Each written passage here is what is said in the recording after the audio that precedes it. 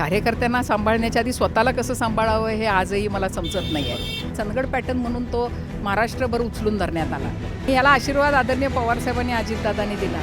जे अजितदादा म्हणायचे की घड्याळ कधी थांबलं नाही पाहिजे.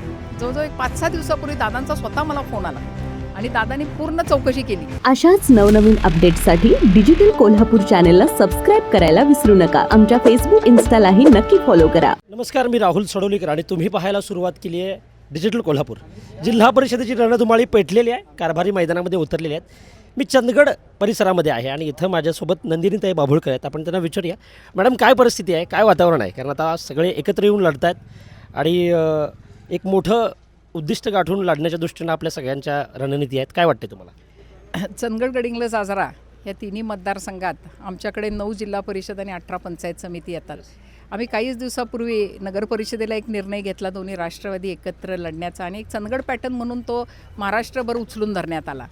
आणि तीच आम्ही गोष्ट पुढं नेली की जिल्हा परिषद पंचायत समितीच्या पण निवडणुका आमच्यात मतभेद सगळे विसरून आपण एकत्रितपणे लढलायचा. आणि याला आशीर्वाद आदरणीय पवारसाहेबांनी अजितदादांनी दिला.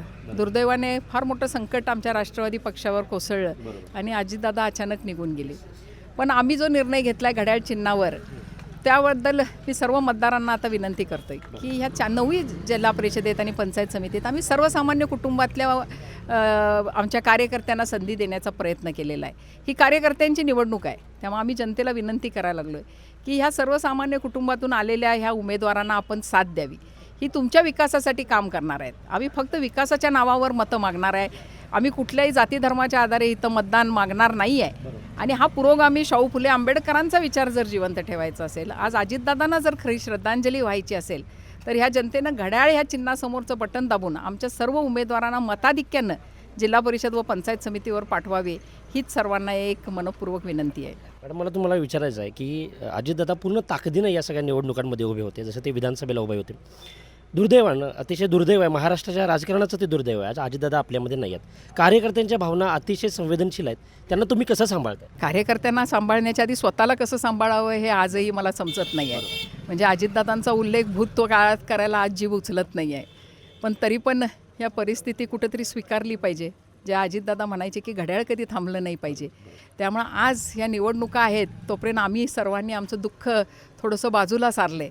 आणि जो पक्ष पवारसाहेबांनी अजितदादांनी मोठा केला, तो पक्ष टिकला पाहिजे, तो कार्यकर्ता टिकला पाहिजे.